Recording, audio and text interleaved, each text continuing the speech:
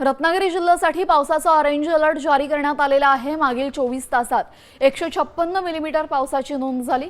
जगबुडी धोक्याच्या तर वशिष्ठी इशारा पातळीवर आहे। कशेडी घाटामध्ये दरड कोसळल्याने ही वाहतूक ठप्प झाली आहे।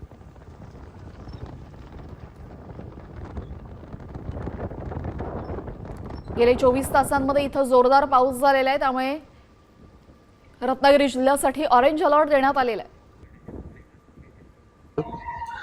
रत्नागिरी जिल्ह्याला आज देखील ऑरेंज अलर्ट देण्यात आलेला आहे। त्यामुळे मुसळधार ते अतिमुसळधार पाऊस पडेल असं देखील हवामान खात्याने म्हटलेलं आहे।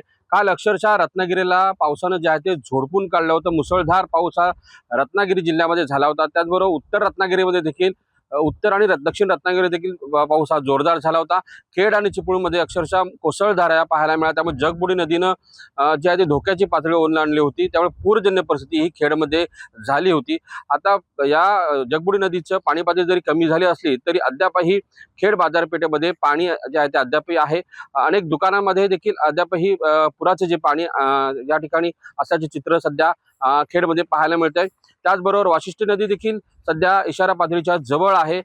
त्यामुळे या भागामध्ये जर मुसळधार पाऊस पडला तर या चिपळूणमध्ये त्याचबरोबर खेडमध्ये देखील आणखी पूरजन्य परिस्थिती निर्माण होऊ शकते। त्याचबरोबर काल रात्री पडलेला मुसळधार पावसाचा फटका जो आहे ते मुंबई गोवा महामार्गाला देखील बसला। मुंबई गोवा महामार्गावरील कशेडी घाटाच्या दरम्यान जे आहे ते मोठ्या प्रमाणात दरड कोसळली। जवळपास 3:30 ते 4च्या दरम्यान पहाटे ही दरड कोसळली। त्यामुळे मुंबई गोवा महामार्गावरची वाहतूक जी आहे ती पूर्णपणे ठप्प आहे।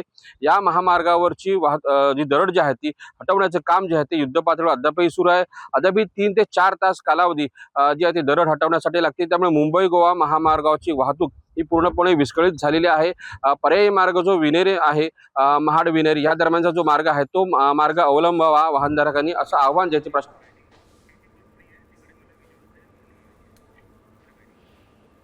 तर पाहतोय यावेळेस मोठ्या प्रमाणात पाणी इथं साचलेलं आहे। कशेडी घाटात दरड कोसळल्याने वाहतूक ठप्प झालेली आहे। जगबुडी नदी धोक्याच्या तर वशिष्ठी नदीला इशारा पातळी देण्यात आलेली आहे। मागील 24 तासामध्ये 156 मिलीमीटर पावसाची नोंद इथं झालेली आहे। रत्नागिरी जिल्ह्यासाठी पावसाचा ऑरेंज अलर्ट जारी करण्यात आलाय।